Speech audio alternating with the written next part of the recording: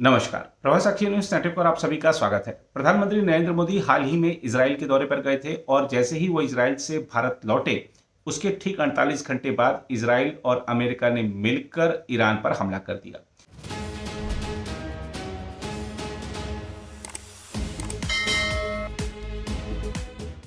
यहां विपक्ष के नेताओं ने सवाल उठाया कि मोदी जी, इसका कनेक्शन क्या है, क्योंकि आप इजराइल गए थे, आप वहां से जैसे ही लौटे हमला हो गया ईरान पर।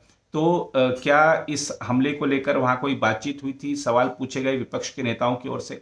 इस बीच इजराइल के राजदूत रूवेन अजर ने एक बयान दिया, एक साक्षात्कार दिया। उसमें उन्होंने स्पष्ट किया है कि प्रधानमंत्री नरेंद्र मोदी जब इजराइल गए थे तो वहां पर इस मुद्दे पर कोई बातचीत नहीं हुई थी।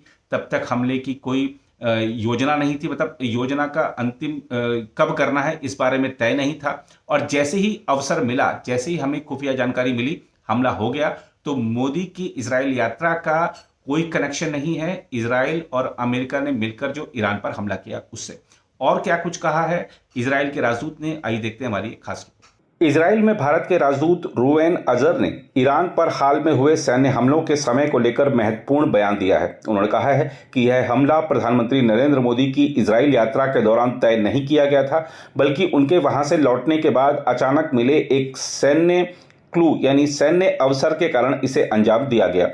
एक साक्षात्कार में राजदूत ने बताया कि प्रधानमंत्री मोदी की यात्रा के समय इस प्रकार के हमले की कोई निश्चित योजना सामने नहीं थी। उस दौरान दोनों देशों के नेताओं के बीच क्षेत्रीय स्थिति और आपसी सहयोग जैसे विषयों पर चर्चा जरूर हुई, लेकिन जिस कार्रवाई के बारे में खुद इजरायली तंत्र को उस समय जानकारी नहीं थी, उसके बारे में चर्चा करना या किसी से बात साझा करना संभव ही नहीं था। राजदूत ने कहा है कि ईरान के खिलाफ की गई सैन्य कार्रवाई दरअसल एक संचालन अवसर के रूप में सामने आई। जब प्रधानमंत्री मोदी अपनी यात्रा समाप्त कर भारत लौट चुके थे, तभी इजराइल को पता चला कि यह कदम उठाने का उपयुक्त समय है। उन्होंने कहा कि सैन्य अभियान अक्सर परिस्थितियों और खुफिया सूचनाओं के आधार पर तय होते हैं, इसलिए कई बार ऐसे फैसले अचानक लिए जाते हैं। हम आपको बता दें कि प्रधानमंत्री नरेंद्र मोदी ने फरवरी के अंत में इजराइल की 2 दिन की आधिकारिक यात्रा की थी। इस दौरान उन्होंने इजराइल के प्रधानमंत्री बेंजामिन नेतन्याहू के साथ व्यापक वार्ता की। दोनों देशों ने सुरक्षा, तकनीक, नवाचार, कृषि और व्यापार सहित कई क्षेत्रों में सहयोग को मजबूत करने पर जोर दिया। इस यात्रा के दौरान अनेक समझौतों पर हस्ताक्षर भी किए गए और संबंधों को और अधिक रणनीतिक स्तर तक ले जाने की दिशा में कदम उठाए गए। मोदी की यात्रा समाप्त होने के लगभग 2 दिन बाद क्षेत्रीय तनाव तेजी से बढ़ गया। इजराइल और अमेरिका से जुड़ी सैन्य गतिविधियों के बीच ईरान पर हमला किया गया, जिससे पश्चिम एशिया की स्थिति और अधिक संवेदनशील हो गई। इस घटनाक्रम ने अंतर्राष्ट्रीय स्तर पर व्यापक चर्चा को जन्म दिया और कई देशों ने क्षेत्रीय शांति को लेकर चिंता व्यक्त की। हम आपको यह भी बता दें कि इजरायली राजदूत रूवेन अजर ने यह भी बताया कि ईरान के साथ लंबे समय से चल रहे तनाव को देखते हुए इजराइल ने पिछले कई वर्षों में अपनी सैन्य और तकनीकी क्षमता को काफी मजबूत किया है।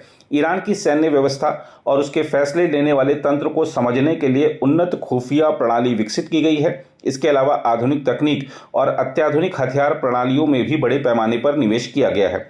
उन्होंने यह भी संकेत दिया कि वर्तमान संघर्ष केवल पारंपरिक हथियारों तक सीमित नहीं है, बल्कि इसमें आधुनिक तकनीक और एआई का भी उपयोग बढ़ता जा रहा है।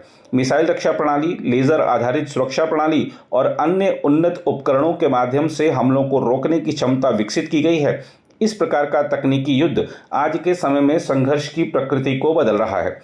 हम आपको यह बता दें कि इजराइल ने भारत के साथ अपने संवाद को जारी रखा हुआ है। राजदूत ने बताया है कि ईरान से जुड़ी सुरक्षा चिंताओं के बारे में भारत को जानकारी दी गई है और दोनों देशों के बीच इस विषय पर कूटनीतिक स्तर पर चर्चा हुई है। इजराइल का मानना है कि क्षेत्रीय सुरक्षा के लिए ईरान की सैन्य और परमाणु गतिविधियां एक गंभीर चुनौती बन सकती हैं। कुल मिलाकर देखें तो इस घटनाक्रम ने पश्चिम एशिया की जटिल राजनीति और सुरक्षा परिस्थितियों को एक बार फिर उजागर कर दिया है।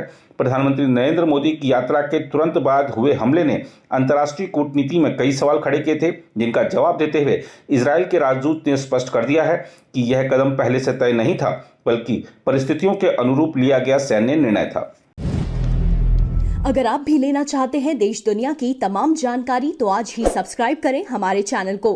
साथ ही नीचे दिए बेल आइकन को जरूर दबाएं ताकि हर अपडेट आप तक पहुंच सके।